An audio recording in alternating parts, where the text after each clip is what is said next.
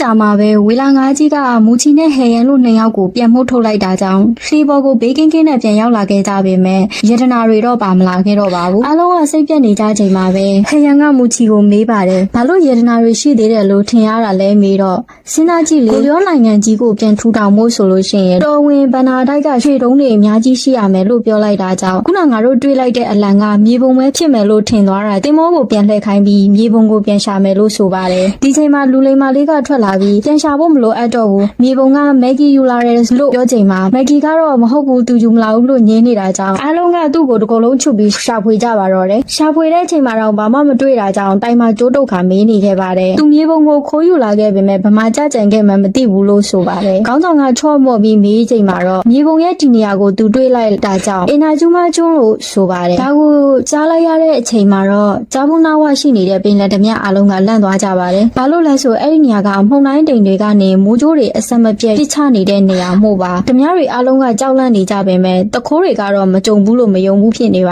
တယ်ငငယ်တဲကပင်လယ်ထဲမှာရှင်သန်ခဲ့ရတဲ့မက်ဂီကသာတကယ်တွေ့ကြုံခဲ့ရတဲ့သူမို့အတီးကြောက်ကိုပြောနေတာကြောင့်သူကသာယတနာမြေပုံရှိတဲ့နေရာကိုသွားတက်မဲ့သူတယောက်ပဲဖြစ်နေပါတယ်ဒီဘက်မှာလဲဟောင်စုတို့အဖွဲကကောက်ရထားတဲ့အလံအတိုင်းတင်မောကိုအမြောက်တွေစင်ကစတင်ထွက်လာခဲ့ကြပါတယ်သူ့ရဲ့အတွေ့အကြုံတွေကိုပြောပြပြီးအန်ဒီရဲ့များလွန်းတာကြောင့်မသွားဖို့အတွက်မက်ဂီကအချင်းချင်းပြောနေတာကြောင့်မက်ဂီကိုယတနာရီရဲ့သုံးပုံနှစ်ပုံပေးမယ်လို့ပြောတာတောင်မှအင်တင်တင်လုံးနေတဲ့မက်ဂီကိုအခွင့်အရေးတစ်ခုတောင်းလို့ဆိုလိုက်တာကြောင့်အဲ့ဒါကတော့သူငငယ်တဲကအိမ်မက်မက်ခဲ့ရတဲ့တင်မောကပတိန်ခေါင်းဆောင်နေရာကိုတောင်းပါတယ်ဒီယတနာရီရှာတဲ့လမ်းတစ်လျှောက်မှာသူ့ကိုတင်မောကပတိန်ခေါင်းဆောင်နေရာကိုခန့်အပ်ဖို့တောင်းဆိုလိုက်ပါတယ်အားလုံးကကြားပြီးချိန်မှာဒေါသထွက်ကြပေမဲ့ခရမ်းကအားလုံးကိုငဲပြီးသဘောတူပေးလိုက်ပါတယ်အာနာရသွားတာနဲ့တပြိုင်နက်မက်ဂီကသူတို့ရဲ့ခေါင်းဆောင်နှစ်ယောက်စလုံးကိုစပိုးကြောင်ထဲဝင်ခိုင်းပြီးချက်ပြုတ်ခိုင်းလိုက်ပါတယ်မထင်ရလောက်အောင်ပြောင်းလဲလွန်းသွားတဲ့မက်ဂီကိုအားလုံးကလှုပ်ချင်နေတာလက်ရားနေကြပေမဲ့ယတနာကြောင့်တလန်းလုံးတီးခံလာခဲ့ရကြပါတယ်မိဖို့ထဲမှာလက်စွမ်းပြနေတဲ့ခေါင်းဆောင်ဟဲရဲရဲ့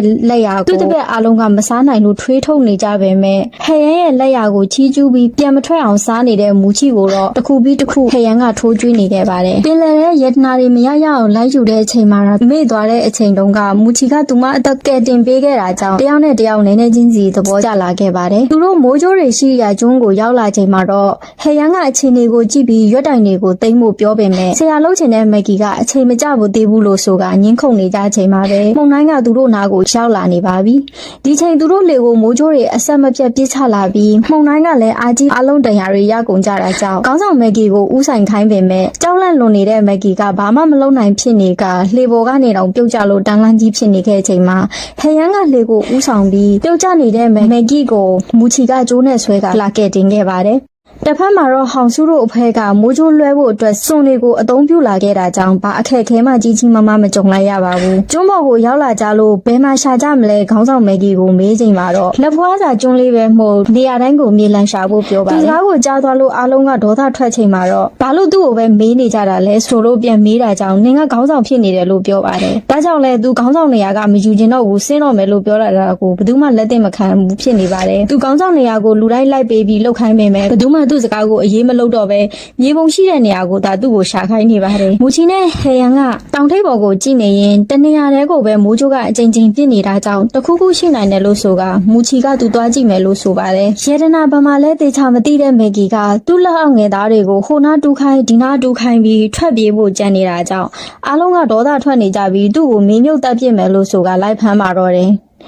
တောင်ပေါ်တက်မဲ့မူချီကိုဟရန်ကအရန်စားကောင်းတယ်လို့ပြောတဲ့နေ့လည်စာပေးလိုက်တာကြောင့်လန့်သွားတဲ့မူချီကဟန်ဆောင်ထင်းကပြုံရင်းနှုတ်ဆက်ကထွက်ခွာလာခဲ့ပါတယ်မူချီတောင်ထိပ်ပေါ်ကိုရောက်လာချိန်မှာတော့ပြင်စည်းနေတဲ့တဲအချို့ကိုတွေ့ရပြီးတနေရာရောက်မှာတော့မိုးချိုးအဆက်မပြတ်ပြည့်နေတဲ့နေရာကအပြစ်သား12ယောက်ကိုတေးတန်းစီစဉ်ပေးခဲ့ပြီးခေါင်းတွေကိုစတီးလန်တွေမှာချိတ်ဆွဲထားတာကိုမြင်သွားတာကြောင့်မိုးချိုးဘာကြောင့်ပြည့်နေတယ်လဲဆိုတာကိုနားလည်သွားပါတယ်။ဒီမှာဟောင်စုတို့ဖွဲ့ကလည်းနောက်ကရောက်လာတာကြောင့်တနေရာမှာဝင်ပုန်းနေလိုက်ပါတယ်။ရောက်လာခြင်းပဲသူ့တပည့်တွေကိုလှန်နေဆွဲထုတ်ခိုင်းချိန်မှာတော့ထောင်ချောက်တချို့မိကုန်တာကြောင့်အလုံးတေကုန်ကြပါတယ်။ဒီချိန်ဟောင်စုကအလုံးကိုနှောက်ဆုတ်ခိုင်းပြီးတေချာတဲ့အလံတစ်ခုကိုဆွဲထုတ်လိုက်ချိန်မှာတော့အောက်မှာတကယ်တစ်တာတွေရှိနေတာကိုမြင်လိုက်ရတာကြောင့်ဝမ်းသာသွားကြပါတယ်။လိုက်ဖမ်းလို့ပြေးနေရတဲ့မက်ဂီကတနေရာဝင်ပုန်းနေချိန်မှာတော့ပင်ကွင်းလေးတစ်ကောင်ကရွှေတုံးတုံးကိုကိုက်ခါသူ့ရှေ့ကိုရောက်လာတာကြောင့်ဝမ်းသာအားရနဲ့သူ့ယတနာတွေကိုရှာတွေ့ပြီးဆိုကသူ့ဖွဲ့သားတွေကိုလှမ်းခေါ်လိုက်ပြီးအားလုံးရောက်လာချိန်မှာတော့ပင်ကွင်းလေးကမရှိတော့ပါဘူး။သူပြန်ရှင်းပြနေပေမဲ့လည်းဘယ်သူမှသူ့စကားကိုမယုံဘူးဖြစ်နေချိန်ပင်ကွင်းလေးကထပ်ပြီးခုန်ထွက်လာပြန်ပါတယ်။ ရွှေတွေတကယ်ရှိနေတာကိုယုံသွားကြတဲ့အဖွဲ့သားတွေကဝမ်းသာပျော်ရွှင်နေကြပေမဲ့ပင်ဂွင်းကိုတခါမှမမြင်ဘူးတဲ့သူတို့ဟာလူလားငါးလားမသိတာကြောင့်ပင်ဂွင်းကိုဓာတ်ထောက်ပြီးစစ်ဆေးမေးမြန်းနေပါတယ်ပင်လယ်ထဲမှာလည်းကြံခဲ့တဲ့ဟောင်စုတို့စစ်သားအဖွဲ့တွေကဟဲယန်တို့သင်္ဘောကိုအမြောက်တွေနဲ့ပြစ်ခါတိုက်ခိုက်နေပါတယ်ဒီဘက်မှာလည်းဟောင်စုတို့အဖွဲ့ကိုတနေရာကချောင်းပြီးကြည့်နေတဲ့မူချီကိုမိသွားတာကြောင့်မြားနဲ့ပြစ်ချတာခံလိုက်ရပါတယ်မြားမမှန်သွားပေမဲ့အမြင့်ကနေပြုတ်ကျတဲ့အထံကြောင့်တော်တော်လေးနာသွားတဲ့မူချီကအများနဲ့တယောက်စတင်တိုက်ခိုက်ရပါတော့တယ်ဟောင်စုတို့ရှာတွေ့သွားတဲ့တစ်တာတွေကိုဖွင့်ကြည့်လိုက်ချိန်မှာတော့ရွှေမဟုတ်ပဲမျက်နှာဖုံးတစ်ခုသာဖြစ်နေပါတယ်ဒီချိန်ပင်လယ်ထဲကိုတလှည့်တောင်ပေါ်ကိုတလှည့်ကြည့်ရင်ဟဲရင်ကဆုံးဖြတ်ချက်တစ်ခုကိုချရပါတယ်အဲ့ဒါကြောင့်ပဲသူနဲ့အတူတိုက်ပွဲဝင်မဲ့သူတွေဆိုရင်သူနဲ့လိုက်ခဲ့နိုင်ပြီးမတိုက်ချင်တဲ့သူတွေဆိုလဲသူအတင်းမခေါ်လို့ကြောင်းကိုပြောတော့အားလုံးကတိုက်ပွဲဝင်ဖို့သဘောတူလိုက်ကြပါတယ်သူတို့ပြက်စီးသွားတဲ့သင်္ဘောအစားကိုစစ်သင်္ဘောကိုတက်လူမယ်လို့အမိန့်ပေးပါတယ်မူချီရဲ့လက်ထောက်တွေကိုတော့တောင်ပေါ်ကိုလိုက်သွားပြီးသူတို့ဆရာမူချီကိုကယ်ခိုင်းတာကြံခဲ့တဲ့သူတို့ပင်လယ်ဓမြအဖွဲ့ကတော့ပင်လယ်ထဲကိုပြန်ပြေးဆင်းသွားကြပါတယ်ဘယ်ဘက်ကိုလိုက်ရမှန်းမသိဖြစ်နေတဲ့မက်ဂီကသူကခေါင်းဆောင်လို့ဆိုပေမဲ့သူ့စကားကိုဘယ်သူမှလည်းနားမထောင်တာကြောင့်ရွှေပဲသွားရှာမယ်လို့ဆိုကပင်ငွင်းကိုပိုက်ပြီးထွက်လာခဲ့ပါတယ်တယောက်တည်းအကျိတ်နဲ့တိုက်ခိုက်နေတဲ့မူချီကမျက်နှာဖုံးကိုလူပြီးထွက်ပြေးပေမဲ့သူ့နောက်ကထက်ရောက်လာတဲ့သူ့တပည့်တွေကြောင့်နောက်ကိုပြန်လှည့်လာကခေါင်းဆောင်ချင်းတိုက်ခိုက်ရပါတော့တယ်ပင်လယ်ထဲမှာလည်းနင်းမြုပ်ကပောက်ကွဲသွားတဲ့လှေကြောင့်ရေအောက်ထဲကမီးတောင်တချို့ပောက်ကွဲကုန်ပါတယ်ပင်ကွင်းနောက်ကိုရေကူးကလိုက်နေရတဲ့မက်ဂီကတနေရာအရောက်မှာတော့မူချီတို့နှစ်ယောက်လူနေတဲ့မျက်နှာဖုံးကရေပေါ်ကိုဘွားကနေပေါ်လာတဲ့မက်ဂီရဲ့ခေါင်းပေါ်တဲ့ကိုပြုတ်ကျလာပါတယ်တိုက်ဆိုင်စွာနဲ့ပဲမျက်နှာဖုံးရဲ့အရှိကမက်ဂီမြင်နေရတဲ့ဂူပေါက်နဲ့မျက်နှာဖုံးကတူနေတာမှုအထဲကိုဝင်သွားကြည့်လိုက်ခဲ့ပါတယ်ပင်လယ်ထဲပြန်ရောက်လာတဲ့ဟဲယန်တို့အဖွဲ့ကတင်မောကြီးမြုပ်သွားတာကြောင့်လှေငယ်လေးတွေနဲ့သာအသက်လူပြေးလာခဲ့ကြပြီးဟဲယန်တို့အဖွဲ့ကစစ်တင်မောကြီးကိုစတင်တိုက်ခိုက်ကြပါတော့တယ်။ဂူထဲဝင်လာတဲ့မက်ဂီကတော့လှေကြီးတစ်စီးကိုမြင်တာကြောင့်တက်ကြည့်လိုက်ချိန်မှာရွှေတွေအပြည့်နဲ့လှေကြီးကိုမြင်တာကြောင့်ဝမ်းသာအားရအော်ဟစ်လိုက်ချိန်မှာအုပ်စုလိုက်ရှိနေတဲ့ပင်ဂွင်းတွေကထွက်လာကြပါတယ်။မက်ဂီကအားလုံးကိုတရားချပြီးစကားပြောနေပင်ဂွင်းတစ်ကောင်ကအမြင့်ကိုတက်လိုက်ပြီးမက်ဂီကိုပါရိုက်လိုက်ပါတယ်။ရာဆဆငါ့ကိုရိုက်ရမလားဆိုပြီးပြန်ရိုက်လိုက်တဲ့မက်ဂီကိုပညာနှစ်ချက်ပြန်ဆင်းရိုက်လိုက်တာကြောင့်မက်ဂီလည်းငြိမ်ကျသွားပါတယ်။အပေါ်ကိုထပ်ကြည့်လိုက်ချိန်မှာတော့အီတွေနဲ့ပါမျက်နှာပေါ်ပန်းချတာခံလိုက်ရပါတယ်။ပင်ဂွင်းတွေအားလုံးရဲ့ထိုးစိတ်ချင်းကိုအလူးလက်ခံနေရတာကြောင့်မက်ဂီတယောက်အော်ဟစ်နေရပါတယ်။စစ်သင်းမောပေါ်မှာတက်ပြီးတိုက်ခိုက်နေတဲ့ချိန်တော်အတွင်းမှာပဲမီးတောင်တွေကပောက်ကွဲလာတာကြောင့်စစ်သင်းမောလည်းတော်တော်လေးကိုပျက်စီးနေပါပြီ။တိုက်ခိုက်နေရင်းနဲ့တစ်ဖက်ကရန်သူကိုရက်ဖို့ပြောကသူတို့လှေကိုပြန်ပြင်ဖို့ပြောပါတယ်။ဒါကိုအတ္တကြီးတဲ့ခေါင်းဆောင်က